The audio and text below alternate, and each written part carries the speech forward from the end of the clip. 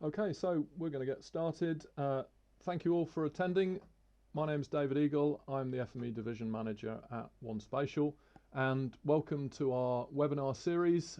This one is called FME 2021, 5 Hot Features You Might Have Missed. So just to kick off, just a couple of minutes just to explain who we are and what we do. As I say, my name's David Eagle. And I work for a company called One Spatial. Many of you will have heard of us already, which is how you came to join this session in the first place. But for those of you that don't, we have offices all over the world, a number of different locations. We work with an assortment of different technology partners. We're a spatial systems integrator, working with a select number of partners. Safe Software is the one that we're going to be talking about today. And our relationship with them in relation to the FME product. I look after the FME division. We have partnered with SAFE for well over 20 years now, and our team focuses on the core technology stack, which includes FME Desktop, FME Server, and FME Cloud. If you need to find out any more beyond today, a good email address for you to use is fme@onespatial.com. We've got a dedicated group of people within the business who focus on FME and across the business with the necessary certifications that can hopefully help you out. We do an assortment of things, so we don't just sell FME and provide maintenance and support contracts. We also do a large amount of FME training. We build workspaces for people and do consultancy and mentoring.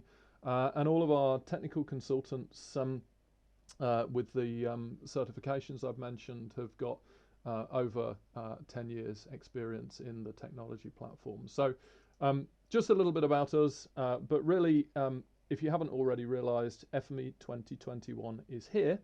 And if you're on a current annual maintenance and support package or an active FME subscription, effectively from now you can fill your boots with the latest and greatest FME desktop version. That's FME 2021. The links here give you access to both sets of installers for FME Desktop and FME Server. And if you want to find out more about the latest version, as well as what customers are doing with it, I'd highly recommend you consider subscribing to the FME World Fair that starts in a couple of weeks. We're hosting 2 sessions on May 7th and May 12th, and we'd love to see you there, so feel free to register now.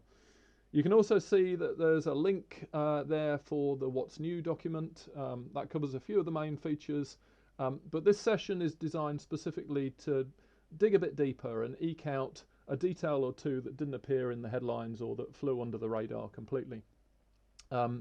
We have a series of these sessions each year, and you can go back in time and watch the recordings on our webinar on demand page that I'll reference at the end of today's session.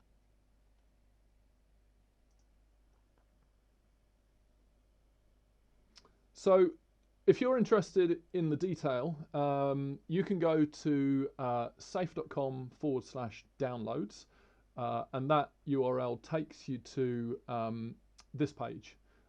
So hopefully you can see that. You can see a couple of the links to download FME Desktop and FME Server, and you can see the specific build number and the date it was released. So this is the most recent release was a handful of weeks ago, a couple of weeks ago. But importantly, you can see a little hyperlink. It's not immediately obvious. It's this orange text here where it says change log. If you click on that, you'll end up getting to a text document. Now, some of you might think that that's desperately dull.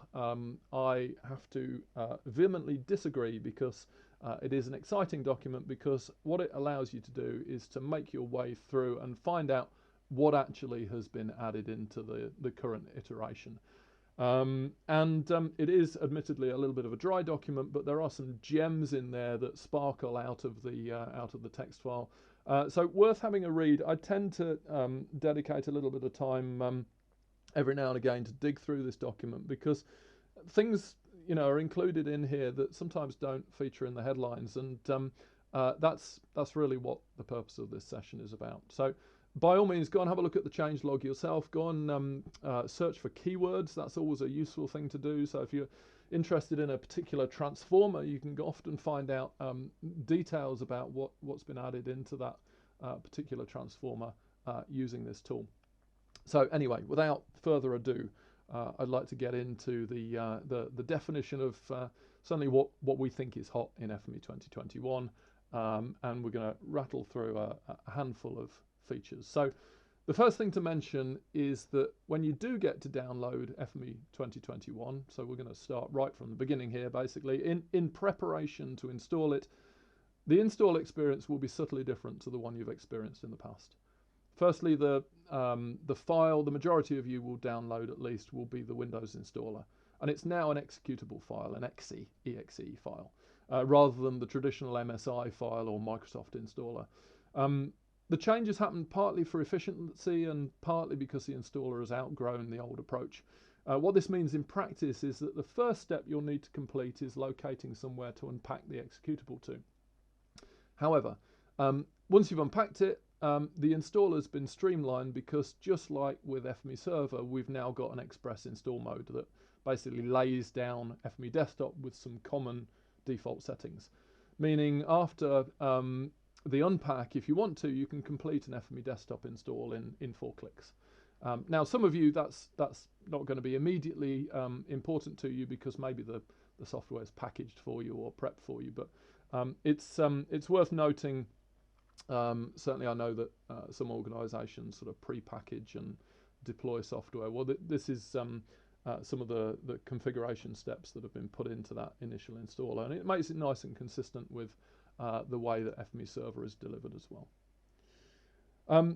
Once you've got FME 2021 installed, you'll likely want to go and get your standard FME packages installed. Now, if you're not familiar with packages, you'll want to get acquainted with them because they're a way in which SAFE provisions support for certain services in FME, things that are external to FME but have the propensity to change more frequently than we'd like.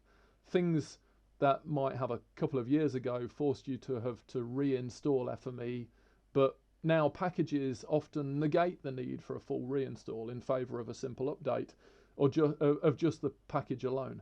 Services like connectivity to Microsoft SharePoint, ArcGIS Online, or Amazon's S3 file storage are examples of connectivity managed via a package. Anyway, if you'd like to find out more about packages, I'll refer you back to the recording of the 5 Hot Features webinar from this time last year when we covered it in much more depth. That session is available on our on-demand pages at the URL on the right there. So that's bit.ly, that's bit.ly /5hot FME 2020.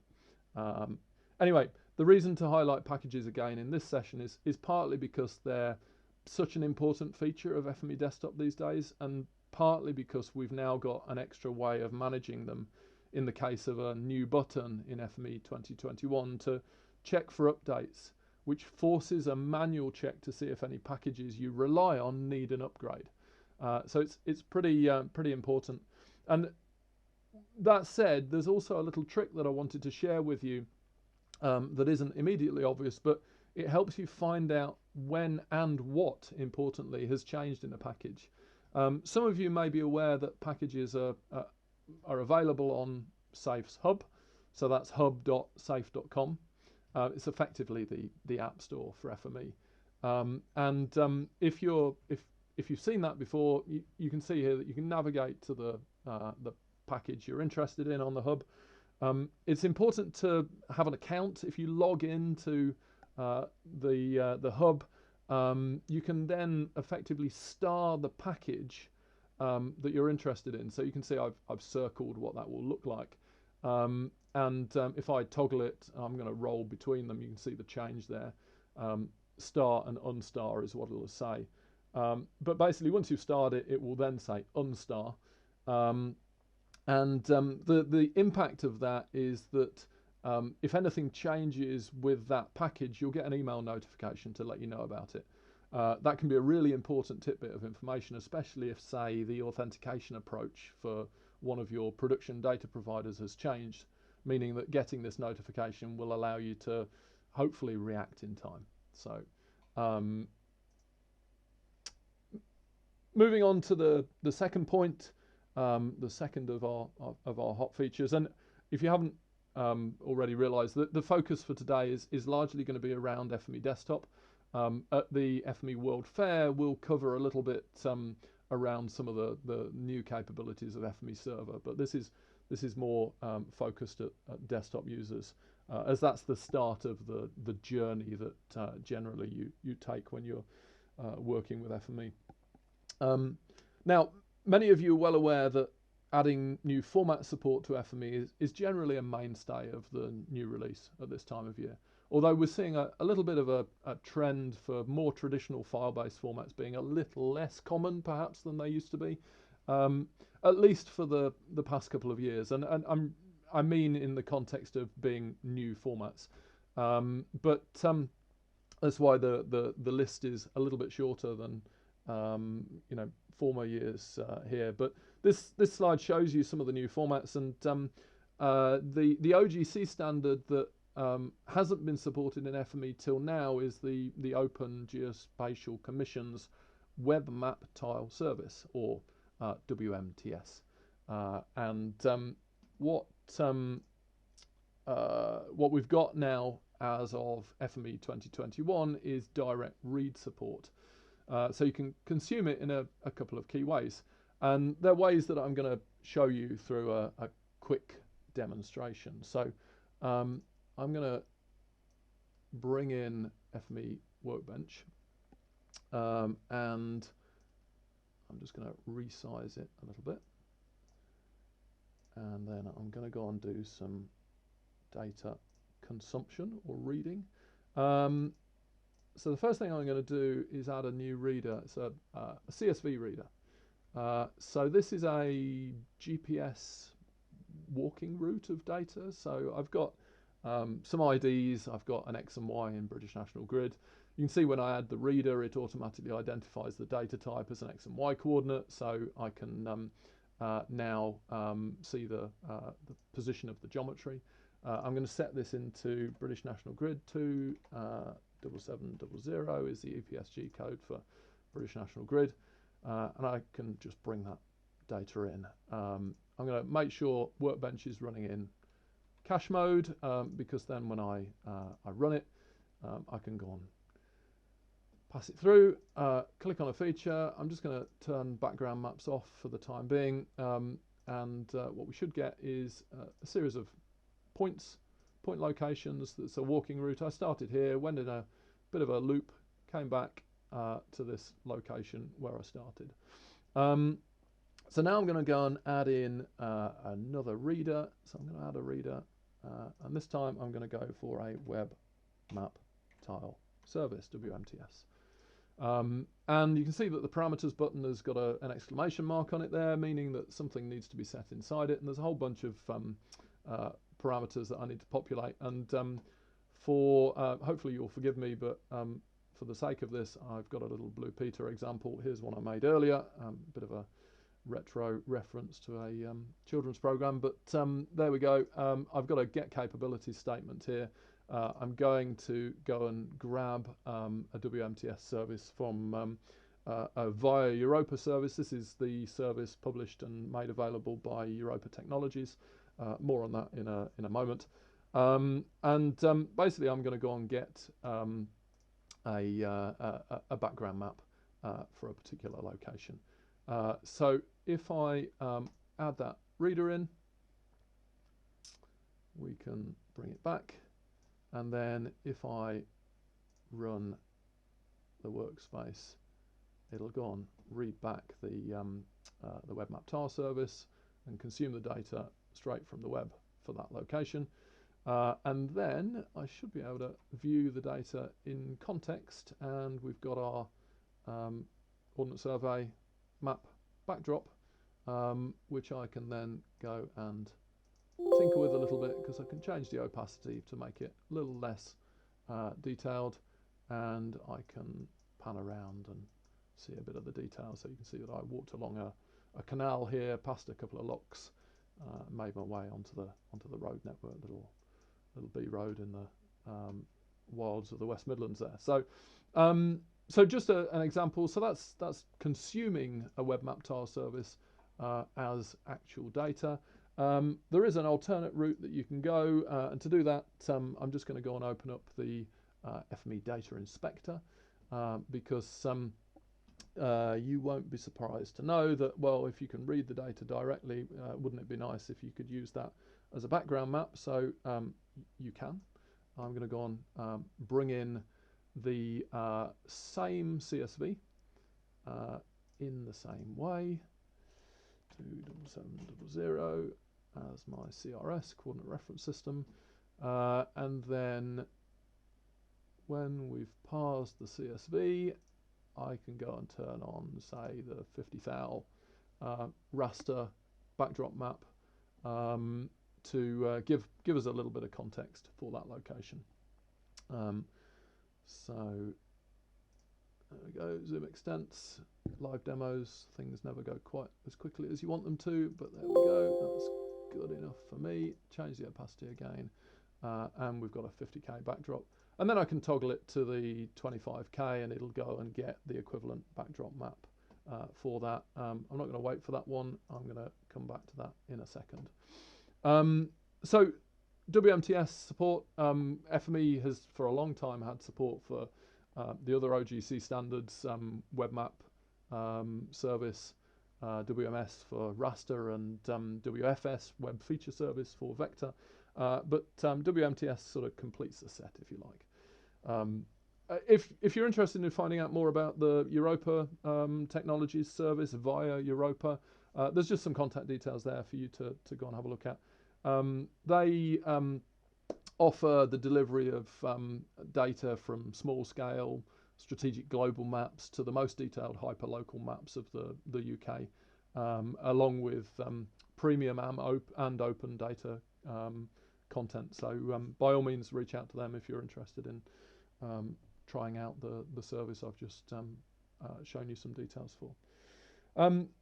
Moving on to the next hot feature, item number 3 is new for FME 2021, is that the capability of data-aware transformers. That feature is now officially out of tech preview.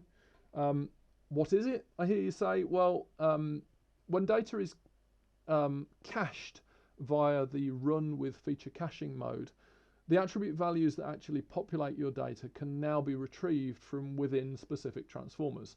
Those listed here, but basically any transformer that incorporates the ability to use a test clause. So that, of course, includes the 2 tester transformers and functionalities such as conditional statements in transformers like the attribute manager. Retrieval of these values will prevent any data integrity issues that occur with things like spelling mistakes that might happen due to a manual keying error. Or more importantly, you can speed up building tests into your workspace, as it's one less thing that you have to inspect in advance of authoring the process. This feature partly entered FME in 2020.1, so that was a point release in the middle of last year, but it's been formalized in FME 2021, and once you've added your reader, the key element required is that this feature exists to be used in conjunction with cache mode.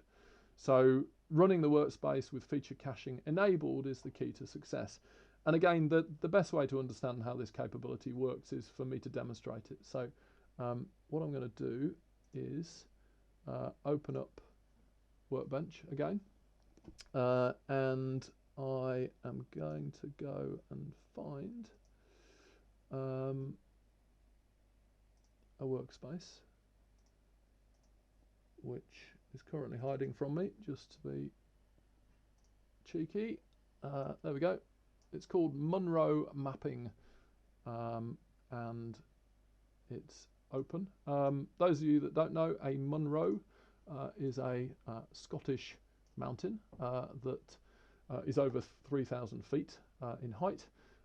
There's lots of people out there that go Monroe bagging. I have downloaded a Monroe spreadsheet direct from a site that published a list, and we can go and have a look at that data, you can see here that I can view the source data. And I've got a spreadsheet with a number of sheets in it, and the one that I'm going to just quickly show you here, you can see that I've got an ID, I've got a peak name, I've got a height in meters, height in feet, whether there's a trig point or not, what map sheet, paper map sheet is necessary, and then we've got a alphanumeric grid reference, which is something we're going to have to handle basically. So we're going to bring that in a moment. So the first thing, I'm going to run it in cache mode so that you can see what's going on. Cache mode, just for those of you that aren't familiar with how to turn it on, underneath your run button there's a little drop down menu, and you can say enable feature caching, and it means that the data will get cached into memory every step of the way along your workflow. So this is just rattling through and going and looking at all the Monroes, setting the coordinate reference system so that is defined as British National Grid, so that's been done on the feature just here. Then there's a couple of eccentricities about this data set. So I'm using an attribute trimmer. Those of you that don't know it might want to make a note of it, especially if you do a lot of work with Excel data, because effectively what I discovered with this data set is there's if I go and look at the data before it goes into the trimmer, this grid column, there's quite a bit of white space. There's quite a few of these characters have got spaces after them. And that doesn't help when we go concatenating the data together. We end up with spaces all over the place. So the attribute trimmer is set up here to trim both sides of easting, northing, and grid, trimming off spaces. The string padder handles the fact that I've got coordinate values that are not all 5 figures deep. So in order to handle that and come up with a little bit of validation in the transformer downstream, I need to pad everything to 5 characters. So I'm padding to the right, so I've got an extra couple of zeros on the data. So if we go and have a look here now, data coming out of this string padder has all got suffixes of 00 where there was a 3 character width. And then in the string concatenator, I'm concatenating together the grid, the easting, and the northing to get an alphanumeric grid reference, because if you go to hub that Ian has chatted out to you, the URL for hub.safe.com earlier on, you can go and download the NGR to XY converter, which is a little transformer created by a guy at the Environment Agency. It's a handy little custom transformer that allows you to take the alphanumeric grid reference and effectively calculate and generate an NGR, a national grid reference. So using the letters of the alphanumeric grid reference, it can construct these NGRs and define the NGR length and ultimately create a point. So actually out of the back of this transformer, what we end up getting is a whole bunch of points in Scotland. So if I go and turn on my background map, so I'm going to use, in this case, I'm going to use the Stamen open data set that is a traditional sort of mainstay of the little inspection window, so that you can see that these guys are all these points are sort of in Scotland, which is where I was hoping to find them. I've then got a SQL creator. SQL creator down here is a nice efficient little way of going and getting exactly what I want out of a database. Those of you who are aware of the Ordnance Survey open data, if you go to the OS website, go and find the boundary line product, you can download it as all of the boundaries for the whole country in an OGC geo package. You can see I'm connected to it here, and I've got that data set being effectively queried. I've got a SQL statement that says select the geometry and the name from the table district borough unitary where the census code is like or prefixed with S12, so that's all of the Scottish census codes, which means that I'm only selecting 32 polygons out of a data set that's got several hundred, probably very nearly 1,000 boundaries across all of the different feature classes. So it's a nice efficient way of consuming that data. And that's because I want to use the point on area overlayer to be able to identify which authority a Monroe is in, and that's what this transformer does for me. So I can click on Ben Nevis now, and I can go and find out that it's actually in Highland. And if I go and have a look at, say, the Cairngorm, I can see that that's in Aberdeenshire. That's this one over here. So the point of this exercise, though, was to show you these data-aware transformers. The two key ones here are the tester. So traditionally, if you wanted to filter off, say, you know, all the Monroes are in Aberdeenshire, you'd come into here and key in the name of the thing you wanted. Let's pick something that I know isn't in there. So if I go and key in Leicester, first of all, you've got to spell it right. You've got to make sure it's capitalized correctly. But if you're running in cache mode, the benefit now you've got is you've got cached values. So I can come into here and say, well, go on, give me all the ones in Moray. And I don't need to worry about the spelling. So super cool, allows me to filter that data off. And instead of 24 in Aberdeenshire, I've now got 3 in the Moray area of Scotland. And I can go on, take a look at those 3, which are 1, 2, 3, just sitting there. Just to the east of Elgin for this one here. So so that's the tester. If we go and look at the test filter, slight variation here. I'm going to go and copy and paste that else if statement because I can go in and say authority name is equal to, and again, because it's running cache mode, I can say, well, go and give me Argyll and Bute. Then if I copy that and paste it down to here, I create a new port for the test filter, and I could then copy and paste it again and come in and go and set that to a cache value of Highland. And slowly I'm sort of building up the ports that I want to have to be able to filter the data out. Now if I run this process down here, you can see that I should get a filter to be able to see the ones that are in Aberdeenshire, the ones that are in Angus. I'm just going to rein in the opacity a little bit of that background map so you can see the point a bit more detail. And then there's the few that are down in Argyll and Bute, and then the few that are over in the Highland region. So much more in that particular region. Okay, so there's the data-aware transformers. I mean, they're a bit of a big deal, really. Super handy, makes life easier, much quicker when you're testing data in a workflow. Okay, so the next hot feature is the one that I wanted to showcase. It's one I've personally been waiting for a pretty long time, to be honest. And I know I'm not the only one. It's an interactive interface for constructing a form-based front end to a workspace, and it's called Manage User Parameters. Again, in this case, it's much simpler to just show this one. So that's what I'm going to do. I'm going to do it in a couple of ways. I've got a couple of scenarios I can show you here. First thing I'm going to do is just close a couple of things down. So I've got my inspection window. There's the 1 to 25K raster backdrop that I wasn't prepared to wait 3 seconds for earlier on in the webinar. But what I'm going to do is go and get an instance of FME and pop that open. I think I've managed to open Workbench twice by mistake, but it doesn't matter. So the one that I want is, yeah, I did.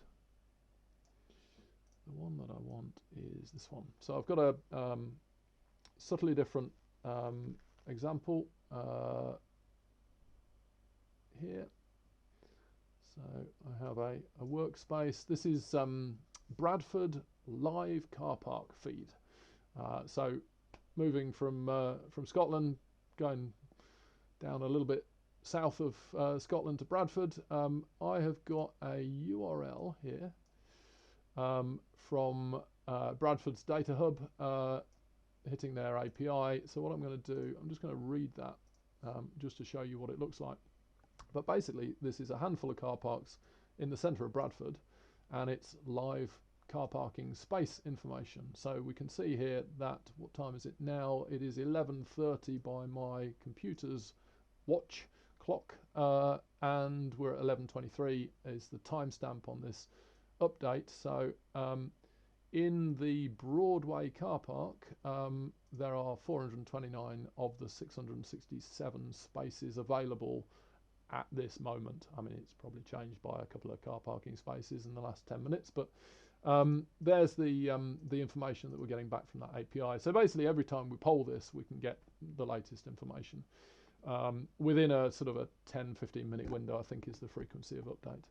So in the filter here, you can see I've got a filter that says filter on car park, so name is equal to, and if I actually go and run this entire workspace just in cache mode, just to begin with, what I'm going to do is come into here, and you can see that when I test now, I can use that cached values capability. So I could go for the leisure exchange. That's the one I've already got. So let's pick Westgate.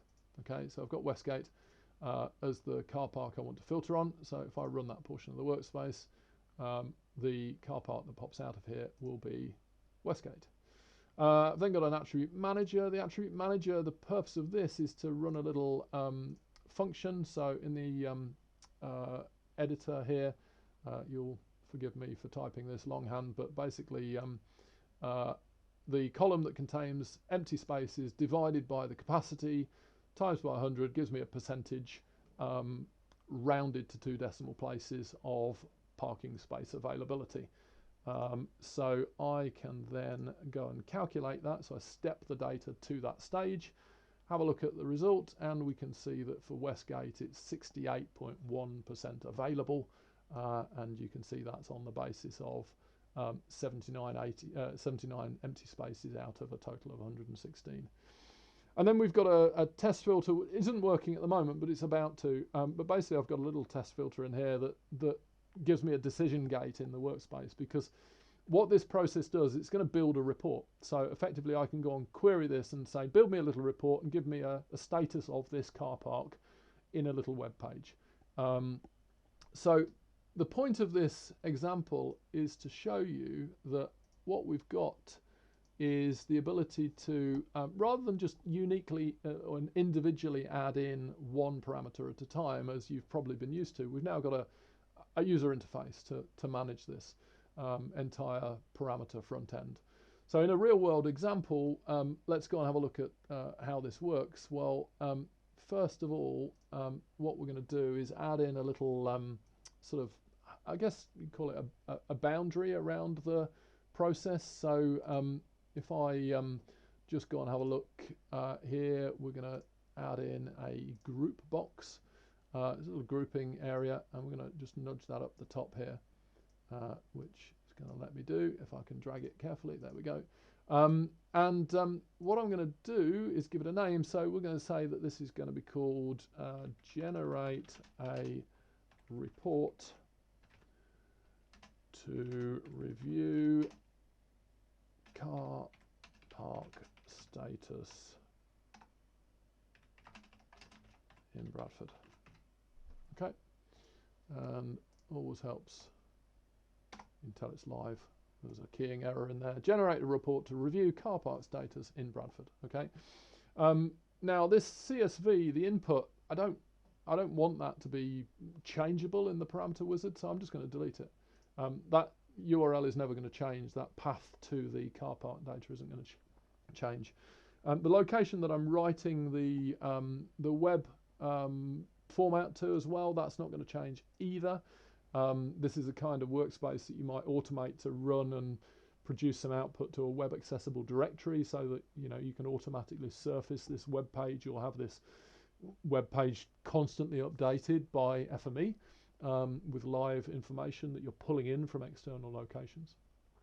What I do need to do though is I need a choice parameter, because I want to be able to choose the car park, and I'm going to put it inside this little box.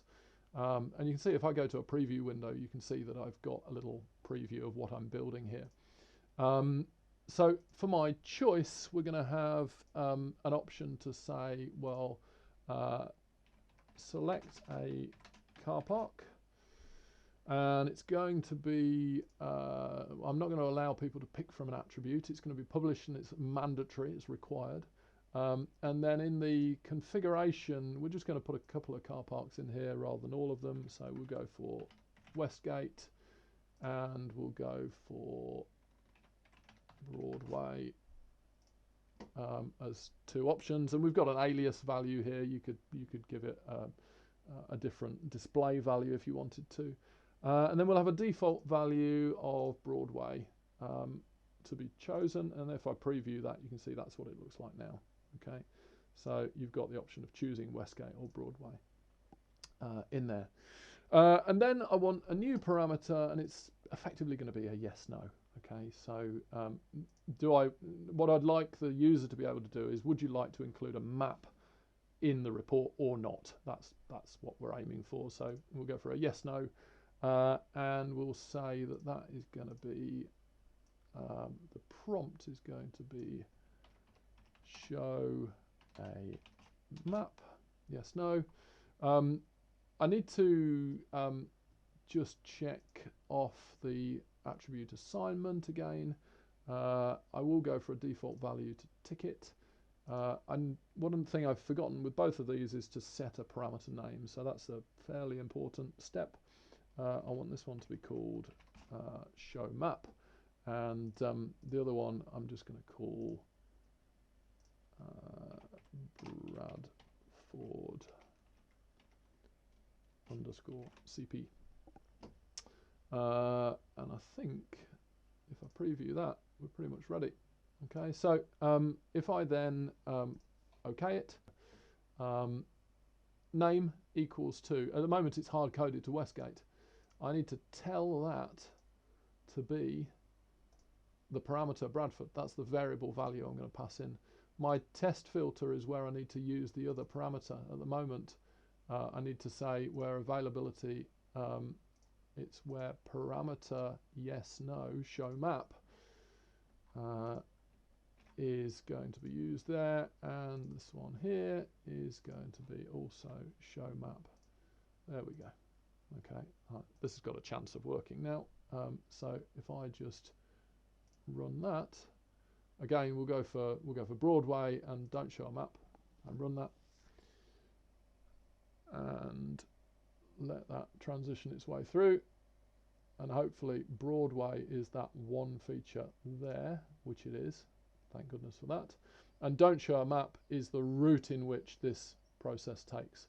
So if I go and have a look at the output location for this report, I should now be able to open up a little report, which of course is opening by default on another screen, so you can't see it, but I'm going to drag it in, and it looks like this. Okay, so there's our little HTML report that I'm producing with the output.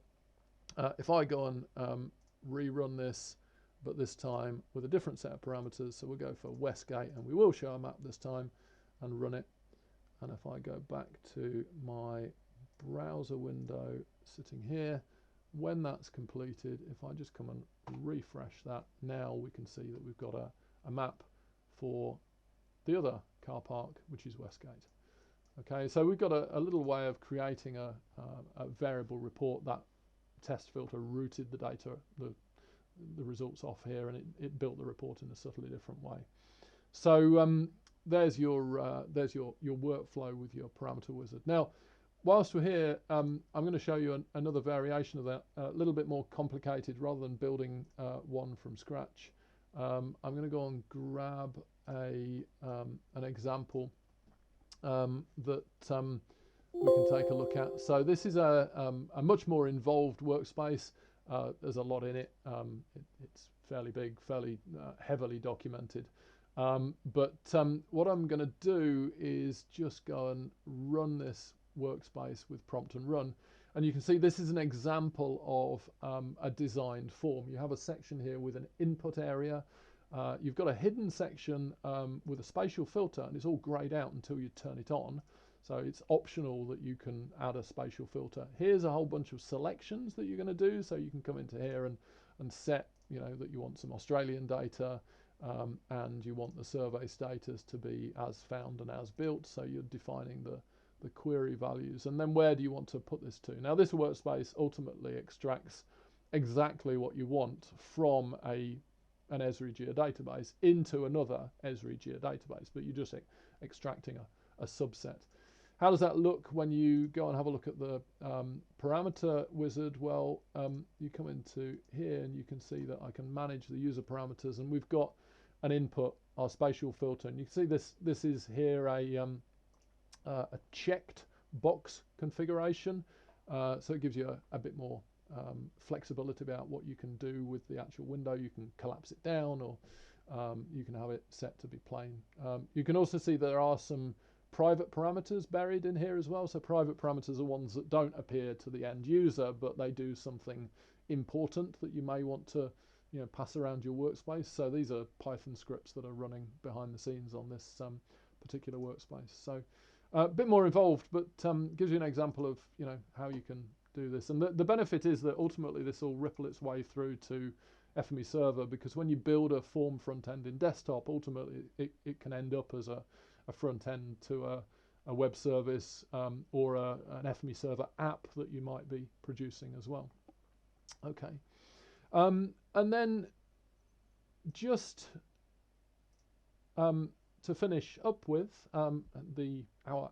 finally, I suppose, for our fifth hot feature of today's session, we've got the HTTP caller.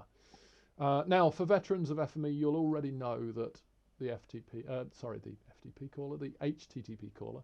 FTP caller is another completely different transformer. The HTTP caller is not new. So you might wonder why I'm bringing it up here. Well, first of all, for those of you that don't know, these days when I'm asked what my favorite transformer is, which is more often than you might think, the answer is almost always the HTTP caller. It certainly used to be the workspace runner, so anyone who's interested, go and have a look at that one. It sits in a very close second, frankly, these days. But since data much more commonly resides at the end of a REST endpoint these days, the HTTP caller allows me to get it. It tends to be top of the list as a result. Oh, and if you're not familiar with what an API is, realise I'm using that terminology. It's an application programming interface, or put simply, a bit of code wrapped around some data, in our context at least, that allows you to ask a very specifically formed question and get back a very specific packet of data to answer that question. So if it's not new, why did this transformer get the "and finally" slot on today's webinar? Well, it's been given a superpower, and that superpower is one that I tripped over. It wasn't immediately obvious from some of the pomp and circumstance around the release of FME 2021 in the first couple of weeks of March. So the superpower it got is concurrency, the ability to submit more than one request at the same time, and boy does it make a difference to your performance. So what I'm going to do is show you that as a bit of a head-to-head. So I'm going to go and get FME 2021, and I'm going to go and get FME 2020, which I have here. And I'm going to go and get two very nearly identically constructed workspaces, with the exception of the HTTP caller. So I'm going to drag in a workspace here that I'll zoom in around on a bit. Okay, so this is FME 2020. I'll prove it. Help about. Okay, 2020.1. I'm going to go and get a workspace for FME 2021. Help about FME 2021. Okay, both installed on the same machine in different directories, both 64-bit editions of FME, the Windows installer on my Windows operating system. Both identical workspaces, with the exception of this transformer here. You can see that on this canvas here, this is being flagged as an upgradable transformer, and there's a few in here.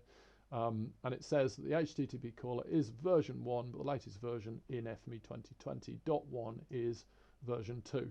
Hover my cursor over this transformer and you can see that it says in brackets that it's version 1 at the top there. and it says the latest version is version 2 down at the bottom.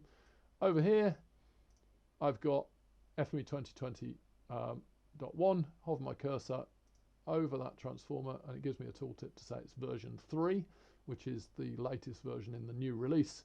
If I just look at the interface for a second here, you can see that basically I'm connecting to an API. So first thing I'm doing here is reading some housing stock. If we have a quick look at this data, it's a spreadsheet of building information, property data, postcodes, locations, property locations around the country. Read that spreadsheet in, validate it using the UK postcode validator, which you can find on our website in the custom tools section of our FME pages. Ian will push that URL out to you, but it's on onespatial.com/FME, and there's a specific custom tools section, so you can go and download the UK postcode validator from there. We've got an HTTP caller which goes off to this API, so that's api.postcodes.io, and it is here. Quite a cool little API that allows you to go and check a postcode. So CB43LT is a postcode in Cambridge, where our office is based. Not quite at that postcode, but there you go. There's residential location in Cambridgeshire, and it gives you a bit of detail. So you get a JSON packet of information back that tells you about that location. So this workspace goes and parses and flattens out that information, creates a point on the map, sets a coordinate system, and basically gives you the data processed out. So what I'm going to do is run a head-to-head. So I'm going to run this workspace, and I'm going to run this workspace, and I can't do them at exactly the same second, but it's going to be pretty darn close. On the left we've got FME 2020, on the right we've got FME 2021, running the same process, exactly the same data. You'll see the one on the right is done, took 3.7 seconds, one on the left is still rattling its way through, and you'll see that the data coming out of that HTTP caller is sort of piping through one feature at a time, and that's because it's making the request to the HTTP caller from the HTTP caller directly to postcodes.io one at a time. The magic capability in this transformer here is this parameter here called concurrency or looping options, and the default setting is to have a maximum concurrent HTTP request of 25. I certainly found with this data set that was the sweet spot for performance, so the default is clearly a default for a reason, but basically I can send 25 requests concurrently, and the impact, as you can see on such a small data set, is enormous. Because you can see I've got around about 3 seconds over here, and 17 odd seconds here. So it's a big deal. If you have any API requests that you have to do, go and have a look. This is the result if you open the taps. Here's the log file for FME 2020 with version 1 of the HTTP caller. 5.5 minutes to process over 11,000 of those property data sets. And now with version 3, exactly the same volume of data, exactly the same workspace with a different transformer version included here, 26.6 seconds, doing concurrent requests at 25 at a time. So it is a big deal. 26 seconds or 5 minutes.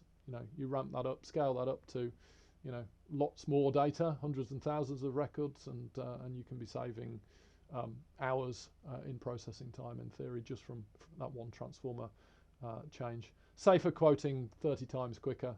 It's obviously going to depend on how you use it, but it's a bit of a big deal, really. So if you have a workspace that makes requests to an API via the HTTP caller, basically go and consider upgrading that transformer to see if that new concurrency parameter can give you a performance boost.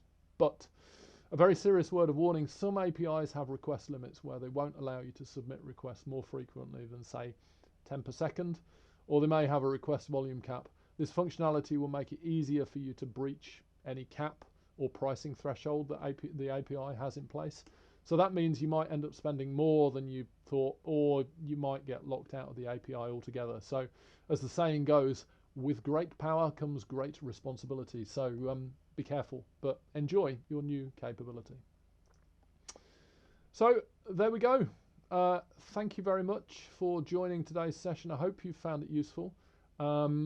You can go and get lots more information from a number of places. If you go to onespatial.com/training, you'll find details of all the FME training that we do.